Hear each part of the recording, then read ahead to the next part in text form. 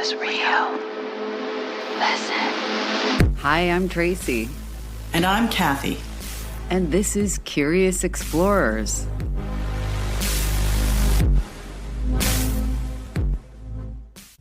Hey, Kathy. Hey, Trace. Good to see you. It's good to see you. I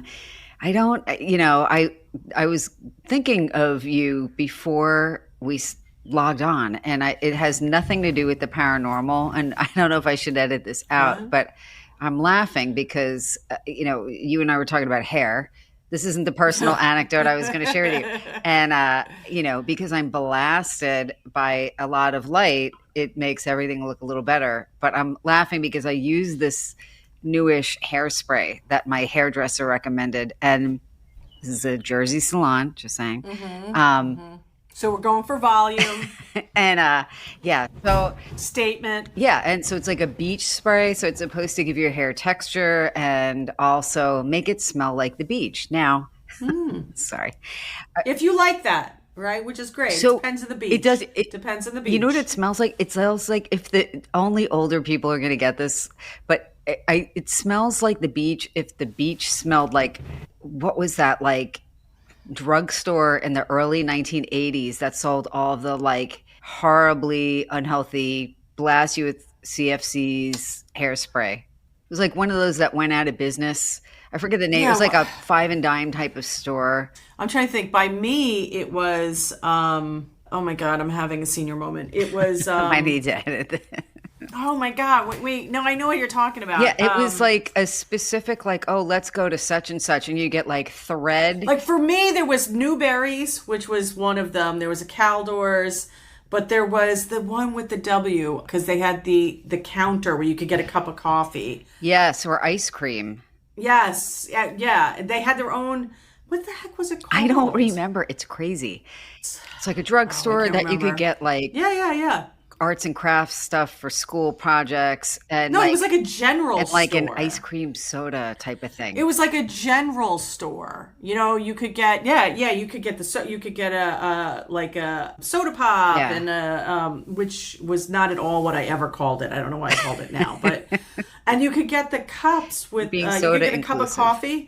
You get the coffee. They had the container, but the coffee was served actually in a paper cup because they would just throw them away. Oh, okay. Woolworths. Yes, thank you, God. Oh my God, I'm like this. That is the longest. I will tell you, that's the most exercise I've had all week. Was that meandering?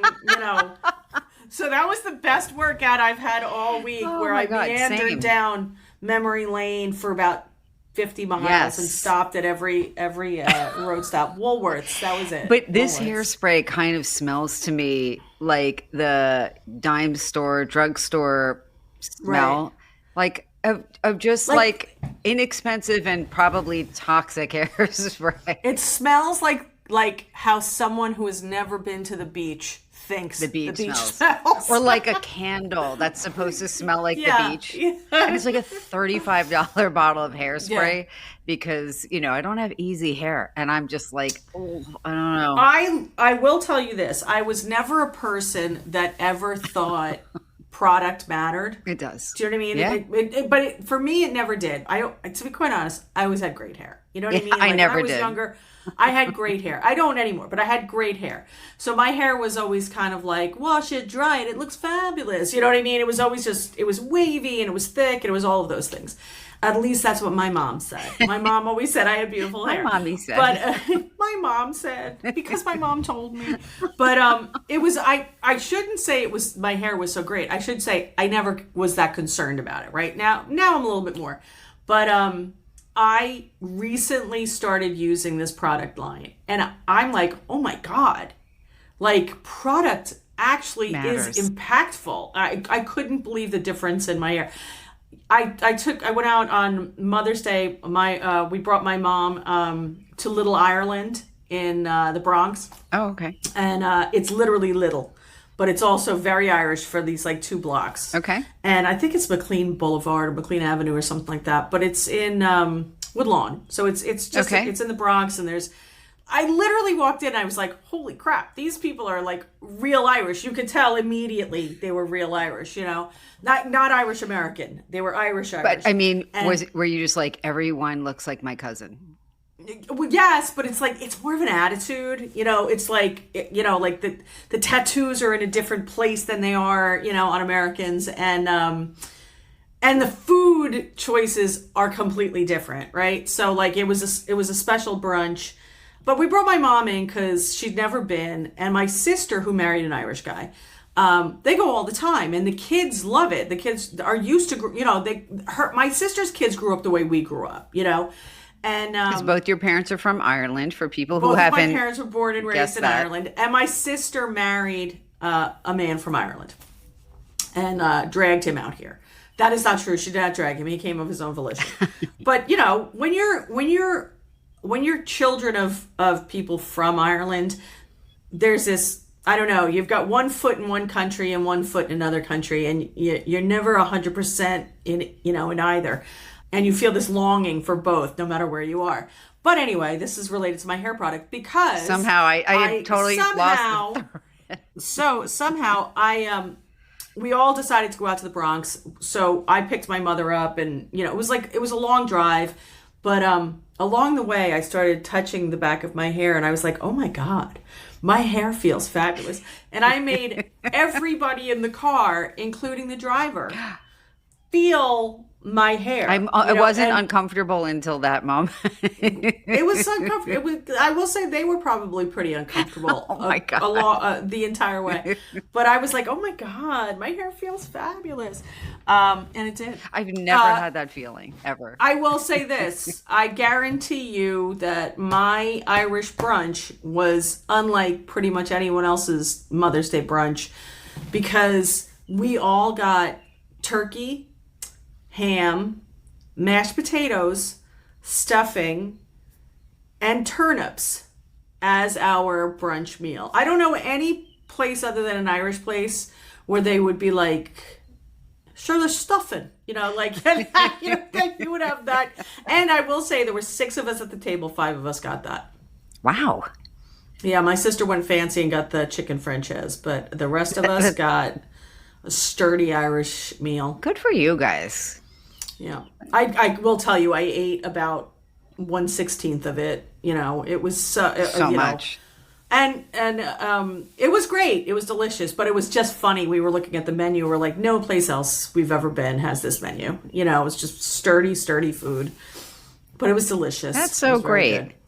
Yeah. Well, I'm glad you guys had a great time. We did. We had a good time. So I almost forgot this was a paranormal show. I'm going to bring Yeah. us back. Too bad there's not like haunted breakfast, haunted Irish brunch or something. But that will be the next episode. I am 100% sure the place I was in was probably haunted. 100% sure. We'll have to make a trip. Yes. So I don't have anything as hearty or wholesome as Irish Mother's Day brunch. So I'm going to go a little bit to the odd and somewhat paranormal side, but that is kind of what the show is about.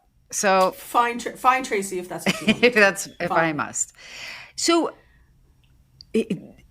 here's one more anecdote. People are going to be like, I'm tuning out, but I am, I was thinking about, this is unrelated to the other stuff I'm going to tell you about, but animal symbolism. We should actually do a whole show on that. I don't think Stephen Farmer, who wrote all those books on animals, spirit animals and things like that, would come on this show. But although he is very aptly named. Yes. Yeah, I never thought about that. Mm-hmm. And it's not a pseudonym that I know of. But I was biking, as I sometimes do, and I had been asking for signs and symbols, and I've gotten them before, often in the, form of animals. So you and I talked, I think last episode, 2 episodes back, about the turkeys, the wild turkeys, and we've seen them here. And so that I'm biking and I'm thinking, oh, those giant birds must be turkeys, right? So I pull over on my bike and, I'm on one side of the road and the turkey-like creatures are on the other side of the road, a little behind me. And we also have turkey vultures here. Right. That's not what these were. and I took photos and video. Maybe I'll share it. They were black vultures, so they're very eerie looking. Like I don't think I've never Yeah, seen very one up creepy. close. They're very black heads. It almost looks like they're wearing a mask. It's very interesting, and they're gigantic. They were tussling over a squirrel, or a former squirrel who's now probably in the spirit world. A late squirrel. Yes, a late squirrel, A late squirrel. formerly known as the squirrel. Formerly known as squirrel. So, that is a very unsettling image. I'll be sure to post a clip, but I was thinking, God, what is the message of that? And actually, there's a lot of interesting and positive spiritual or mystical associations with black vultures. Among them, communication from the spirit world, etc. Sorry, Zelda's now squeaking her toy because she's so excited by the story. But yeah, so like I definitely have to post that.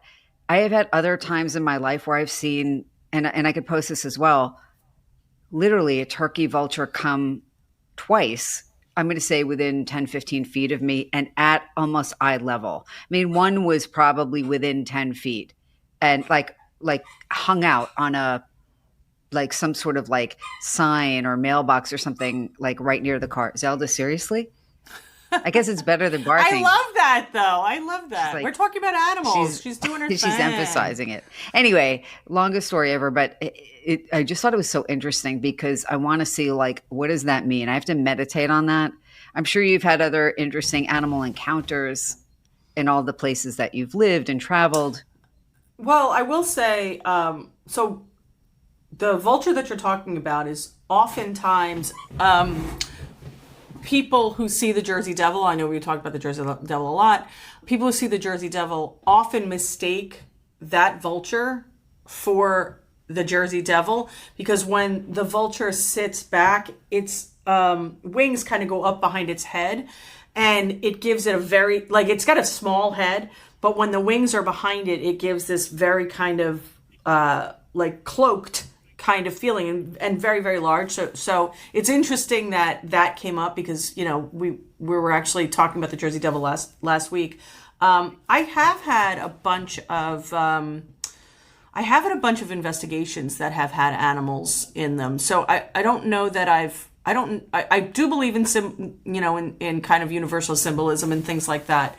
But I don't know that anything like that has come up specifically, but animal spirits have certainly come up in investigations and things like that. Yeah, the only other thing I'm going to say, and I wasn't going to share this, but when my friend Mark was very ill, this is 2 years ago now, almost exactly. And, there was a lot of other intense things going on simultaneously at the time for us, but I must have had a few weeks where, and I mean, I never saw dead animals anywhere. I didn't see any reason for them to be doing this. I almost felt like I was like being tailed by vultures. I mean, there were times when I saw 5, 6, 7 at a time over my property, or, again, the one that swooped down a little above head height within like 15 feet of me.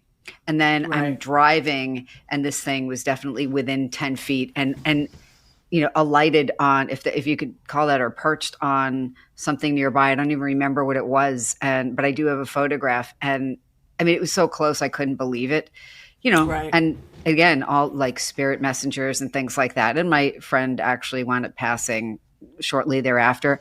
I actually did feel like that was a sign to pay attention. Right. Right. So interesting. And I haven't seen those groups of vultures. Maybe it was in preparation, kind of to prepare you. Yeah, definitely. Because it's like, just long story short, we hadn't been thinking he would pass. And then it seemed like, okay, he's probably going to pass. But I think I was still wrapping my mind around it. And then it was like bombardment with symbolic animal visits. But anyway, and I'm sure he's fine now. But Well, it's those who pass are cured. Those who are left behind are, probably still need healing. yeah, That's just the way it is. yeah, absolutely. But moving over to some of the things I wanted to speak about tonight, paranormal, I feel like there's a huge range. So see what you think. Some is just news, and it's a little bit on the not lighter side, but not like super heavy. One of them was from the CT Insider. I guess it's the Connecticut Insider. I don't know if you heard about this. When we did our live show last time, I think Drew mentioned Annabelle, or maybe it was Joe mentioned Annabelle. Joe's one of the people who works with Kathy, for anybody listening. Shout out to Joe. But I guess he went with other people from Paranormal, right, to see Annabelle. Yeah. It was an unapproved side trip. It was something that was done on the deal. No, Becca, Ken, and Joe had gone to Ed and Lorraine Warren's museum up there and seen Annabelle. Okay, so this is a news item relating to Annabelle, and it does tie in, I believe, to Ed and Lorraine Warren's museum. I mean, I guess it does. Well, it would have to. Yeah. I mean, that's their crowning. That's their crown jewel. Okay, so Annabelle apparently is on like tour. And I didn't know this. I'm sure you did, because again, Kathy knows everything.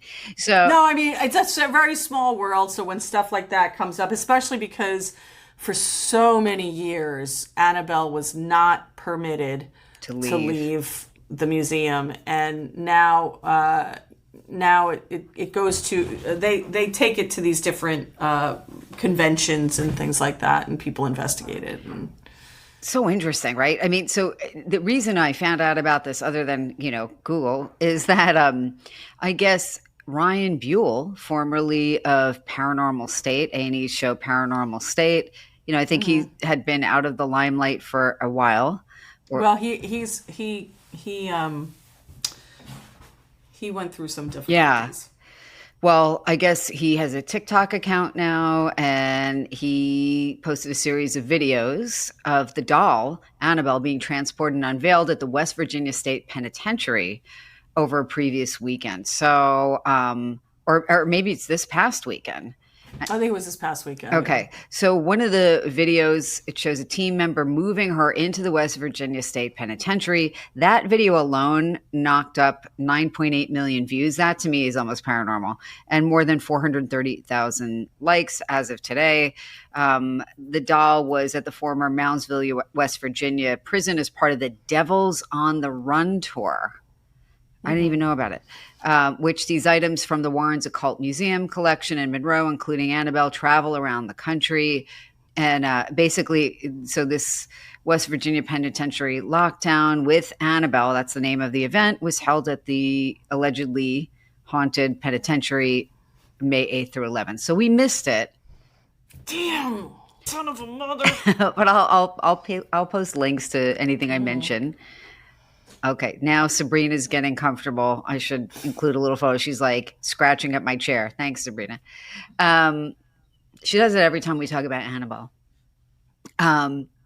So in lighter news, there is a woman who lives in the UK. This is from the UK Mirror, very reputable publication. Yes, exactly. This is the pinnacle of journalistic. This is the best we can do. We're really hitting all of the high notes here. So the news article is, I live in a cemetery alongside corpses. I'm sure it's not a sensationalized account at all. But anyway, this made me think of you. And of course, because I have one in my yard. And that is why. Yeah. So it says, my house is also a home to ghosts. Also made me think of you. But anyway, a self-identified witch who lives in a cemetery with human corpses. I mean, first of all, right there, it's like, seriously? I was going to say tautology. No, but she lives in a cemetery with human corpses because, and I guess instead of the empty cemetery that one would normally live next to, but revealed how she leads a paranormal, supernatural lifestyle. Ren Harris is a qualified clinical aromatherapist, massage therapist, and Reiki practitioner. And she's been a witch for 26 years. She's 41, so she started very early. Right. And she has always felt more at home in supernatural settings, which is why she lives in a 3-bedroom house in a cemetery. And she shares her home. She's not living alone, but with her husband, Justin, 50. I don't know why they have to tell their ages, but they I'm just grateful that they also tell his. Do you know what I'm saying? Like, where it's very usually important. usually it's just the woman's age and then maybe her weight. Oh my God, like that other news story from last year. Yeah, remember? And she lost 100 pounds. She lost 8 stone or something like that. She lost, that's a lot of weight. I don't know, I made that up. She lost 8 stone by having sex. That was what it was, remember? Yeah. Go back to the previous episode, people. We'll put a link. Meanwhile, he didn't lose a pound. I don't know what was going on. I don't know what's happening. Exactly. Well, I can imagine, but I don't know. I digress. But so she lives with her husband, 50-year-old Justin, very relevant, and their children, no kids' names or ages. Yes, but she explains that she never turns away from any visitor who's in need of help to locate the grave of a loved one buried near her home. That's very nice of her. She shares, and it's required.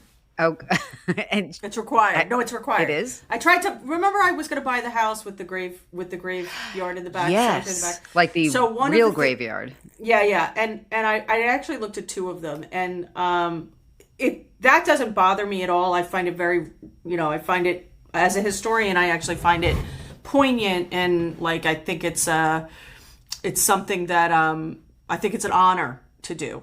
I never really think of them as particularly paranormal in nature, but one of the things that you had to sign off on was that you own the cemetery, you own the property that the cemetery is on. You're not responsible for the upkeep of the graves, but you are responsible for the upkeep of any landscaping. So you need to mow it and stuff like that.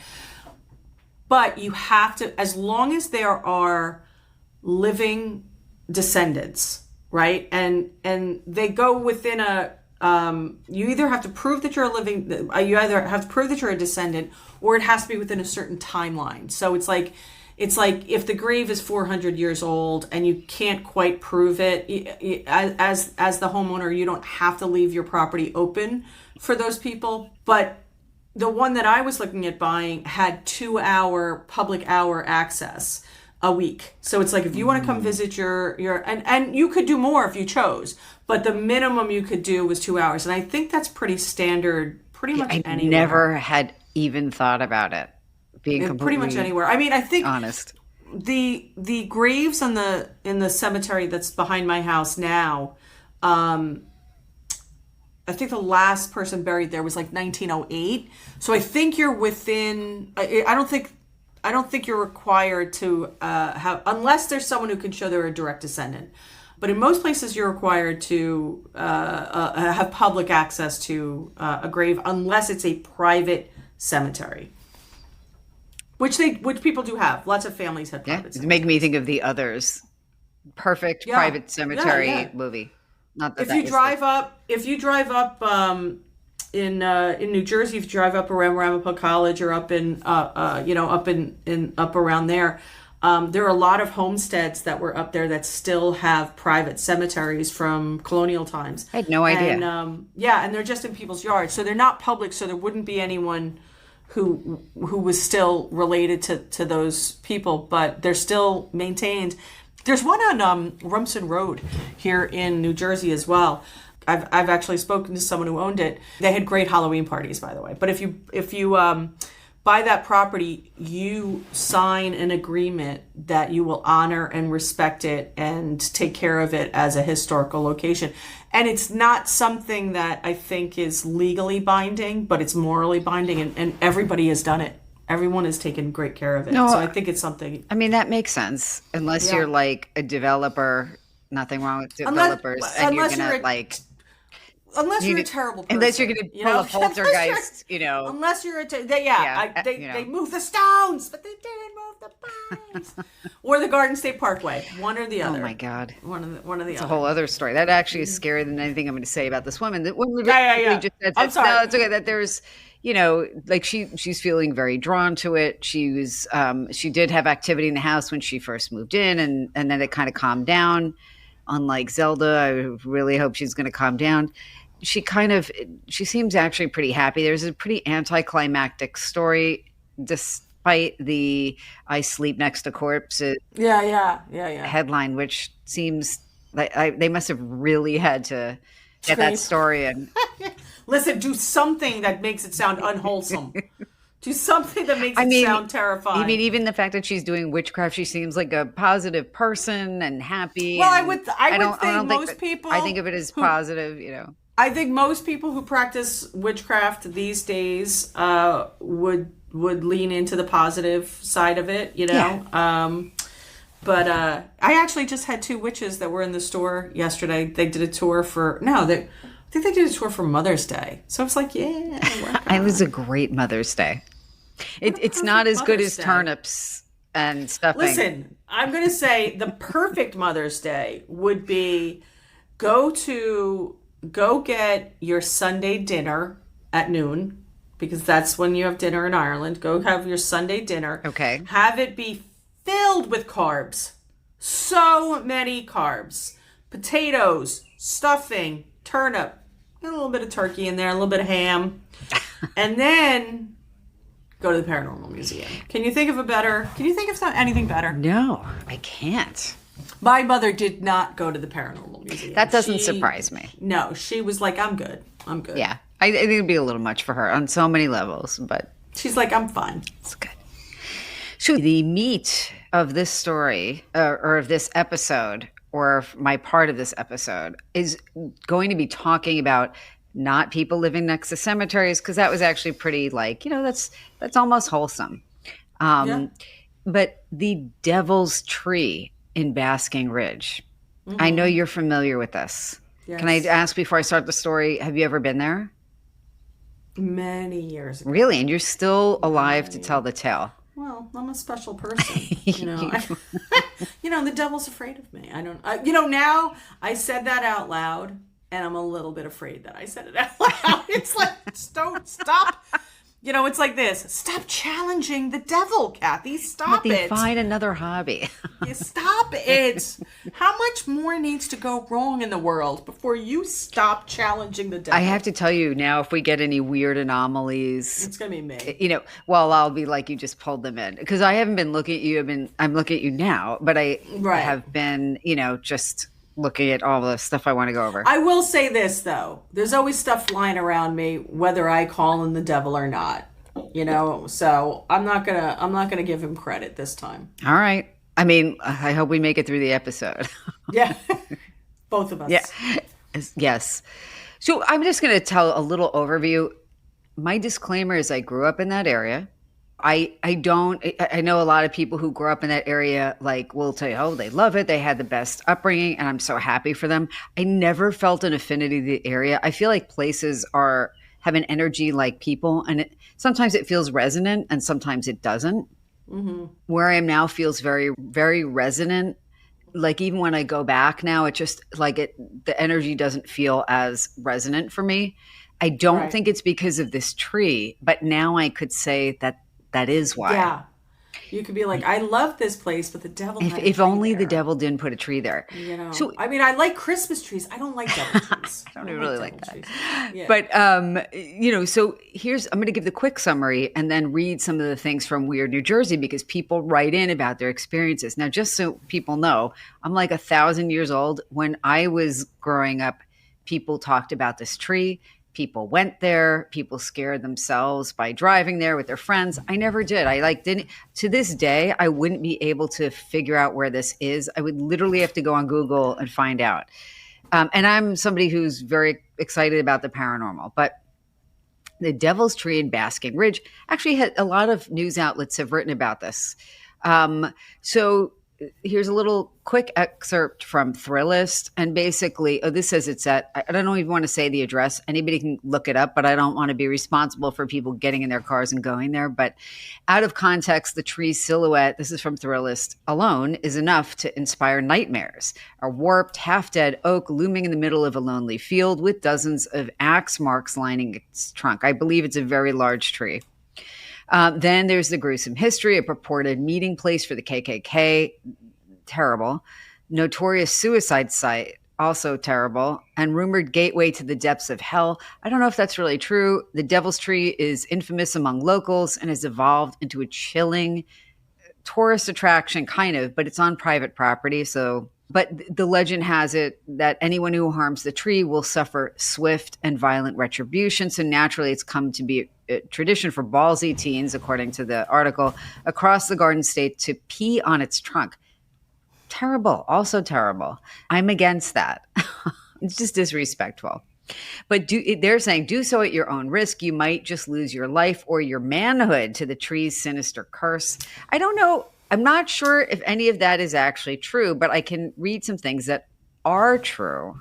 So just for clarification, it's not teens that pee on the trunk. It's just male teens that pee on the trunk because it just wouldn't be easy. And also I would risk my manhood because I would be risking nothing. I don't even know what to do with that. It's a strange way of putting things. Yes. All right. I will tell you, I know maybe 200 people that have gone to it. Are you serious? Oh, yeah. And they're all around to tell the tale? Yeah. Okay. Well, yeah. Basically, this is from the NJ Patch online newspaper, but basically same thing. People describe it as a portal to hell. I guess the tree's appearance, for those who have seen it, I'll post a photo, but basically it looks scary or intimidating. It's very Halloween-y. It's huge. Yeah. And remember, Weird New Jersey's 25 years, I think, this year.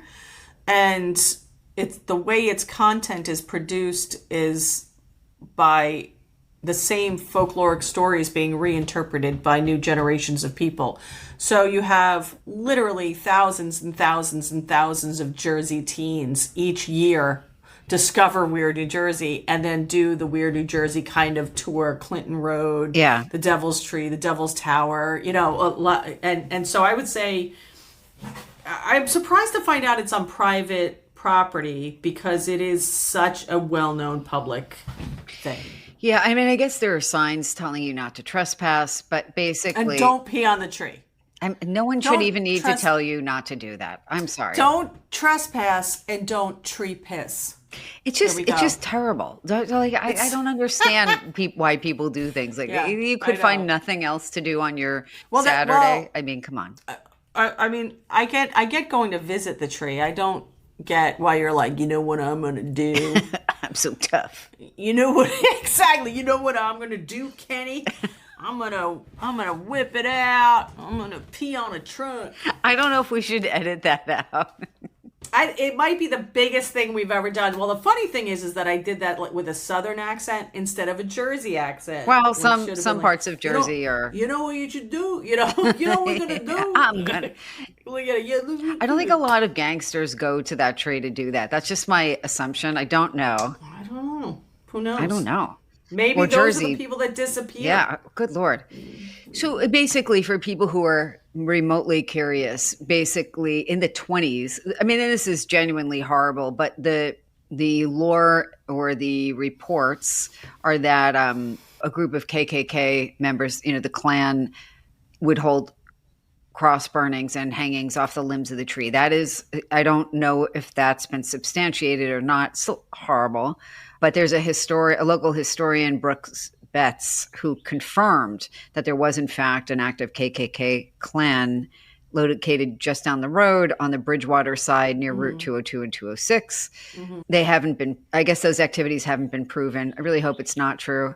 But certainly those things have happened historically and they're horrible. I mean, that's certainly worse than anything I'm going to tell you about the tree. But another rumor about the tree, specifically the Devil's Tree, it involved a farmer who lived in a white farmhouse that stood adjacent to the tree, who murdered his entire family at the home and then hanged himself on the tree. Again, I don't know if that's true. And this local historian said that there's not a record of that either. I think a lot of times people cook up a lot of stories to make things scarier. And that's what this historian said. He said that people told these tales to scare others. And then kids invented, in the 1960s, they invented a story about a rogue white pickup truck that would come over the hill and kill you if you bothered the tree. I remember hearing a story too where there was something that, and this is something that happens a lot too with these kind of folkloric stories, where there had been some kind of money buried near the tree, and as a way of making sure that no one bothered it, kind of like what pirates did, where you would you would have this story and just be like, don't go near that tree because we don't want you to go near the tree, find our money, So as far as the clan stuff though, I think that's, as far as the clan stuff in that area, that's historically substantiated. It being specific to that tree, I don't know that they could ever really do that, but that's what the gist was. Unfortunately, a lot of the KKK and there were Nazis in New Jersey in World War II. Yeah. The stories kind of emerged that supposedly anyone who tries to cut down the oak tree would come to an untimely end. People thought there was a portal to hell. Apparently, snow doesn't accumulate underneath the tree. There's a rock that's always warm. I could think of possible other reasons. Like, I don't know if there's any, I'm not a geologist, but I'm wondering if there could be some other reason why that would be. I don't honestly know. The weird New Jersey thing is interesting because I kind of like the stories. I like when people have their little anecdotes and they're talking about, how they're getting themselves all amped up. And certainly they talk about the lore, the folklore that we've talked about. It's interesting because if people have brought, just as an aside, axes and chainsaws to try and cut the tree down, I would think that the tree would have died before now. Mm-hmm. You know what I mean? Because how much could even a large tree take? So one reader described the tree to Weird New Jersey, basically saying there's a big field and right near the road is the tree. It's the only thing in the field. Supposedly it's a portal to hell and a sentinel guards it. He drives an old black Ford or pickup truck and will chase you down the road until a certain point. You'll see headlights 1 second and then the next, nothing. The car is just gone.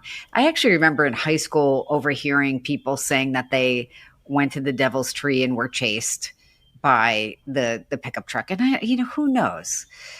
I would totally do that with my pickup truck. I would wait there listen, I would find that so entertaining. With a cup of coffee, just scare hanging the out. hell out of kids, What I love about the Weird New Jersey stories is that as technology changes, the stories incorporate that into it. And you start to see stories filtered through, like cell phones, and you know what I mean? You start to see people use. I find that really fascinating. Oh, yeah.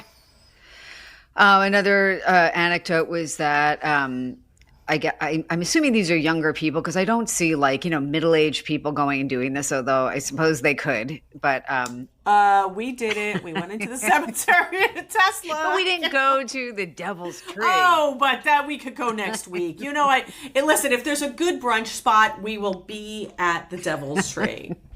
They could have a roadside coffee bar. Yeah, we're listen, we just went for afternoon tea and stopped by the portal to hell. Yeah, why not? I mean, we would do that, but yeah, it's an afternoon. It says the Devil's Tree will break you.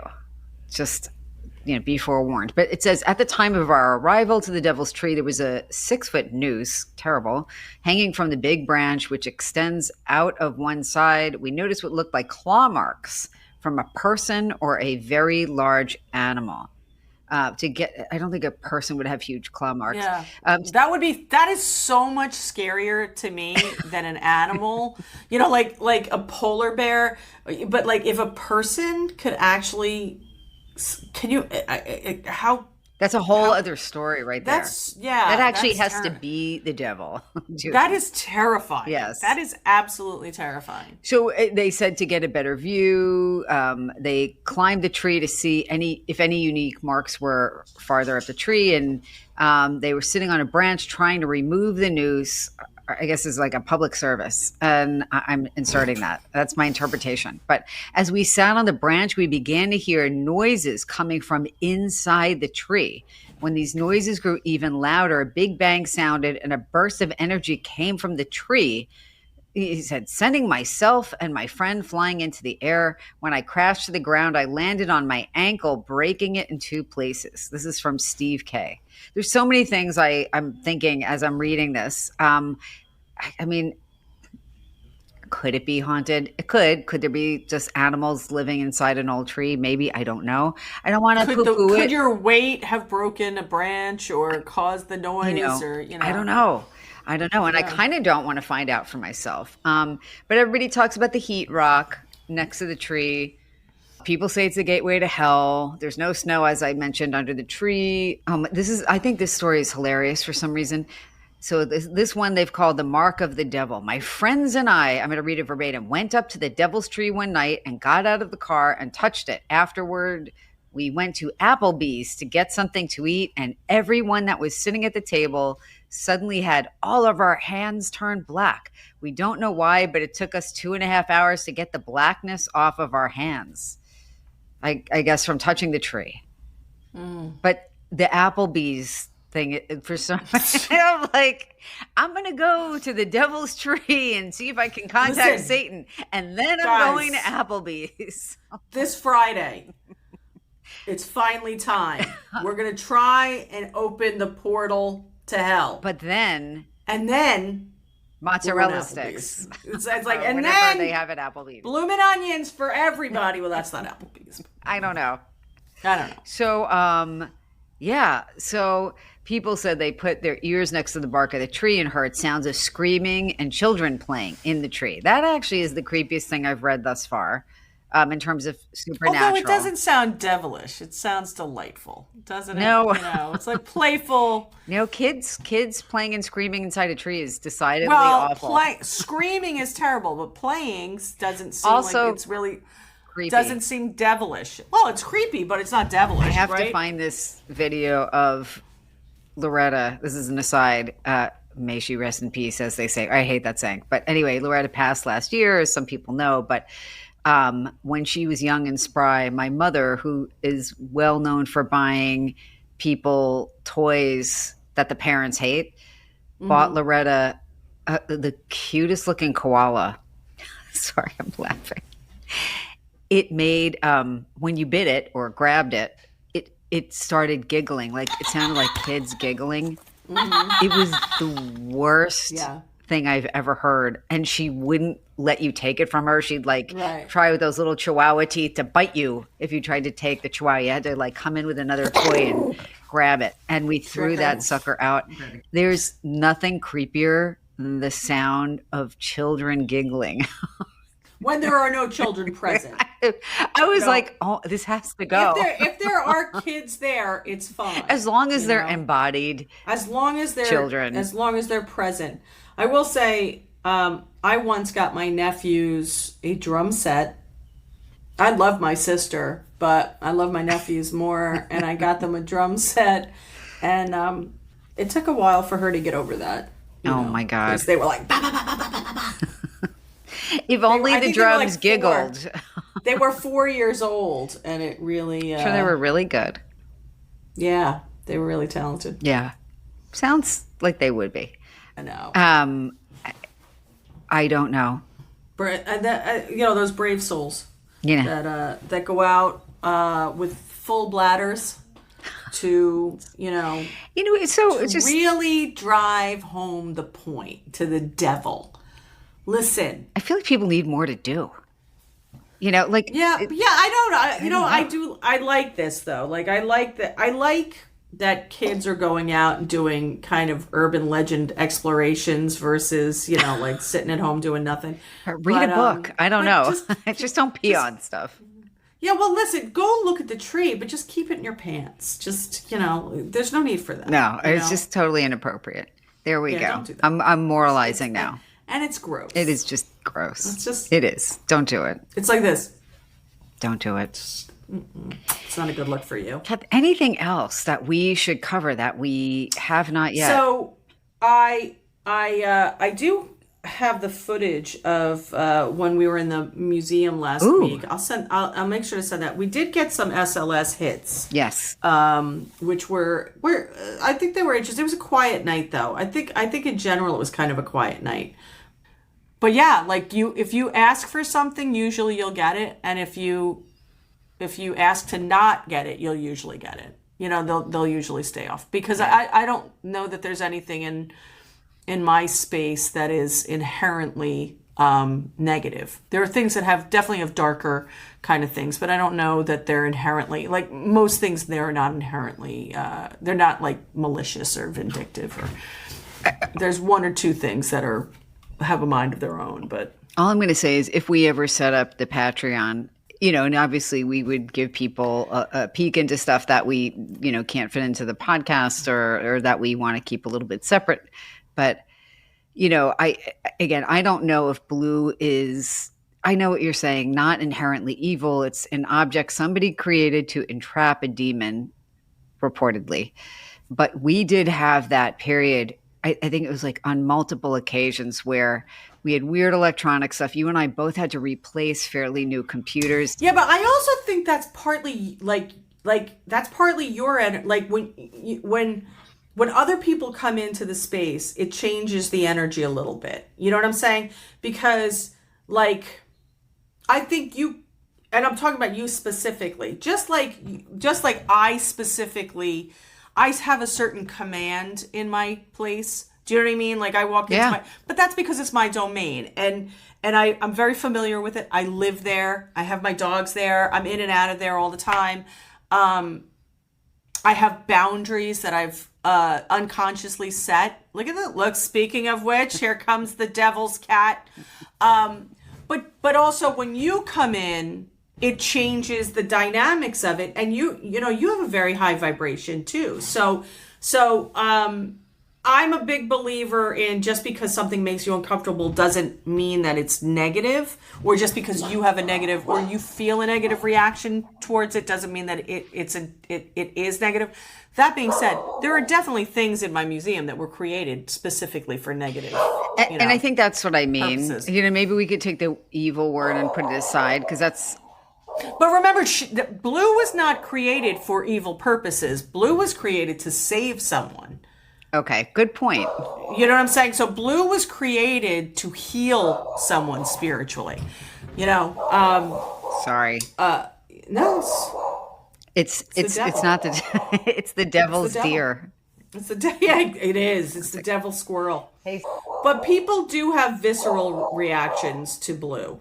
They definitely do. Yeah. Even before they know the story, they have a visceral reaction to her.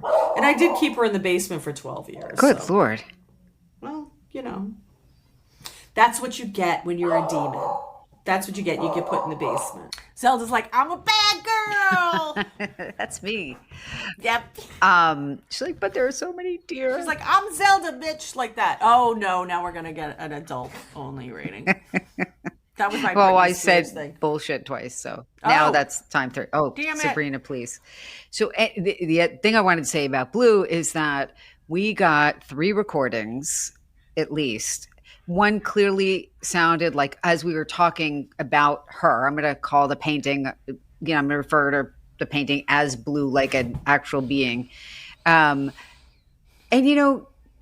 at least once it did sound like she was saying blue when we were talking about her and kind of, things manifesting in a space. And then there was that one recording I told you, and I know I mentioned it before, like I couldn't even listen to the full recording more than once. You should upload it. Do you have it? I can find it somewhere. Yeah. And I mean, to me, that is super creepy. I wonder if our listeners would be, I could embed it in this video even. Let's ask them. Okay. If you would like us to upload a creepy sounding clip, the EVP that we got during our recording, let us know. And if we get a certain number, we'll do that. Yeah. I mean, it's just horrendous. It's so funny because my neighbor James, shout out to James, was like, "Oh, it just sounds like it's trying to communicate something." I'm like, but see what I'm saying? Like it sounds all perception. Awful. You're like, sounds, it's trying to communicate death, terribleness. And I'm like this. I'm like, It's in my bedroom. Yeah, like, Yeah, it's in my living room. Yeah. I just keep it in my living yeah, room. that's just not good for me. It's nothing I like about that. We are very different though in those things, but like Yes.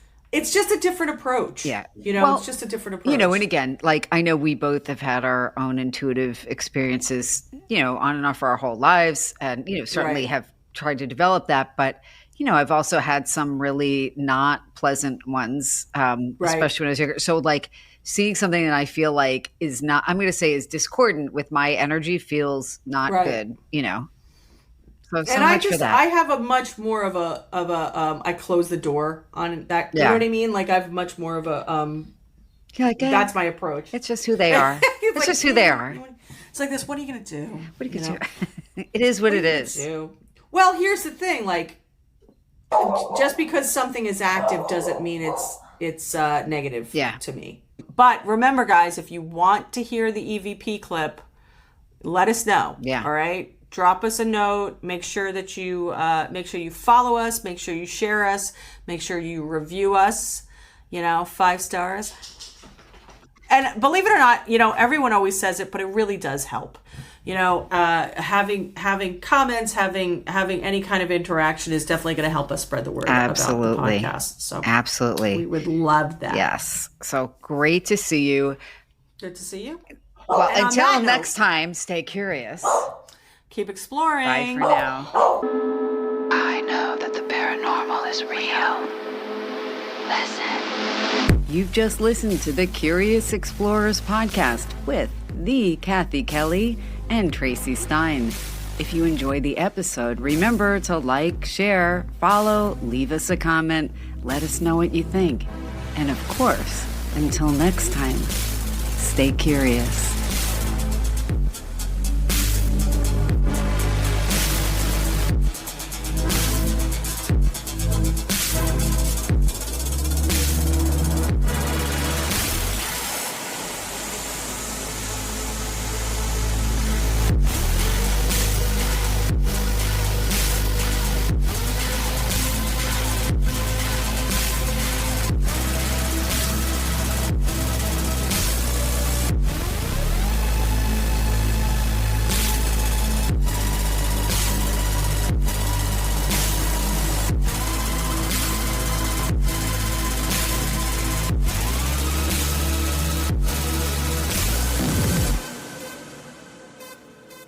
The paranormal is real. It is real. The paranormal is real. Is it? The paranormal is real.